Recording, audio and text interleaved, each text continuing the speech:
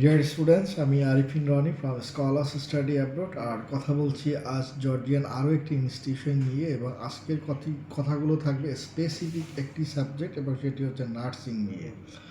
Nursing নিয়ে বেশ অনেক আগে থেকে একটি কমন কোশ্চেন থাকে যে জর্জিয়ান কোন ইনস্টিটিউশনে নার্সিংয়ের জন্য ভালো হবে, এবং টিউশন ফিটাও কম্পেয়ারলি একটু লো বাজেটের মধ্যে হলে অনেক বেশি ভালো হয়।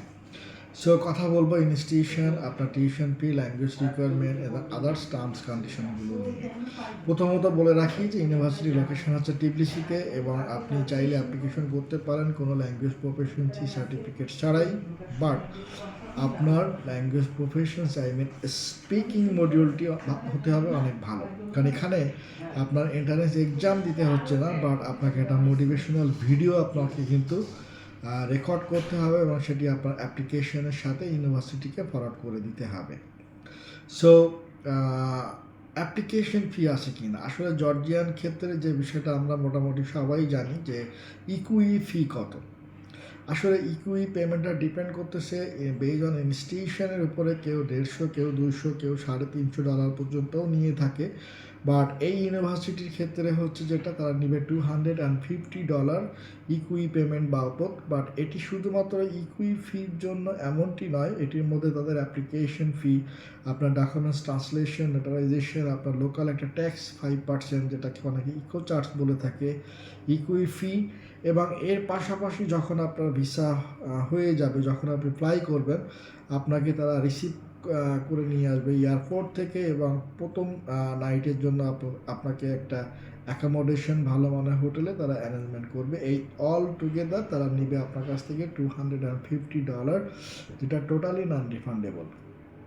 দেন আপনি অ্যাপ্লিকেশন করলেন, শর্টলিস্টেড হয়ে গেলেন, আপনাকে প্রফেশনাল লেটার ইস্যু করে দিল, আপনি টিউশন ফি ডিপোজিট করলেন, দেন তারা আপনার বাকি ডকুমেন্টসগুলো প্রোভাইড করবে, যেগুলো এমবিসির ক্ষেত্রে আপনার প্রয়োজন হবে। আর এর পাশাপাশি বলে রাখি যে কমন যে আরও কিছু কোশ্চেন থাকে, লাইক আপনার রিফান্ড পলিসি নিয়ে। হ্যাঁ, রিফান্ড পলিসি খুবই ক্লিয়ার, তাদের ভিসা না হলে তারা রিফান্ড করবে। আর নর্মালি আরও একটি প্রসঙ্গ চলেই আসে, সেটি হচ্ছে যে ইউনিভার্সিটি থেকে ডিপোর্ট হলে আমাদের টিউশন ফিগুলো ব্যাক করবে কিনা। আসলে এই বিষয়ে আমি এর আগেও কথা বলেছি যে আপনাকে অ্যাজ অ্যান ইন্টারন্যাশনাল স্টুডেন্ট আপনাকেই ভাবতে হবে প্রথমত, আপনার সেই ল্যাঙ্গুয়েজ, সেই অ্যাবিলিটি আপনার মধ্যে থাকতে হবে। সো এটি যদি থেকে থাকে তাহলে ডিপোর্টের প্রশ্নটা আসছে না। আর যদি সেটি চলে আসে, সেটির সাথে রিফান্ডের কোনো সম্পর্ক নেই। সো দুই পার্ট। সো আপনি ডিপোর্ট হয়ে গেলেও ইউনিভার্সিটি টিউশন ফি আপনাকে রিফান্ড করবে।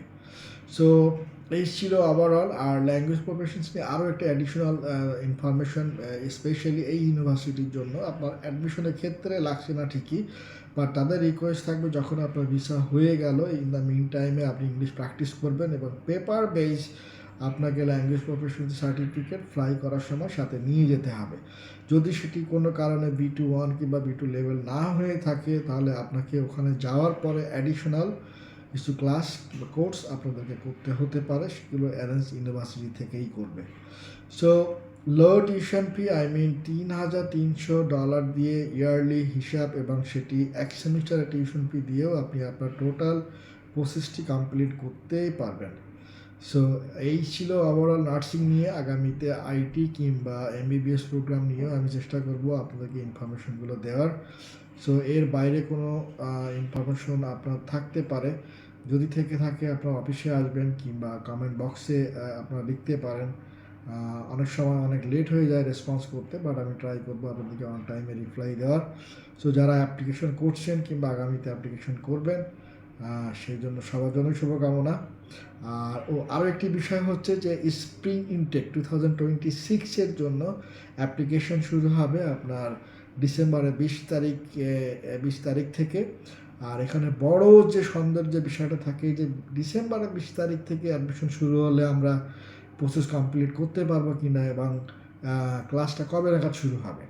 ক্লাস শুরু হবে আপনার মার্চের শেষ ভাগে। সো অনেক সময় থাকবে, এবং ইনশাল্লাহ সব প্রসেসগুলো এই সময়ের মধ্যেই কমপ্লিট করা যাবে। সো ভালো থাকবেন, দেখা হচ্ছে আগামীতে নতুন কোনো টপিকস নিয়ে।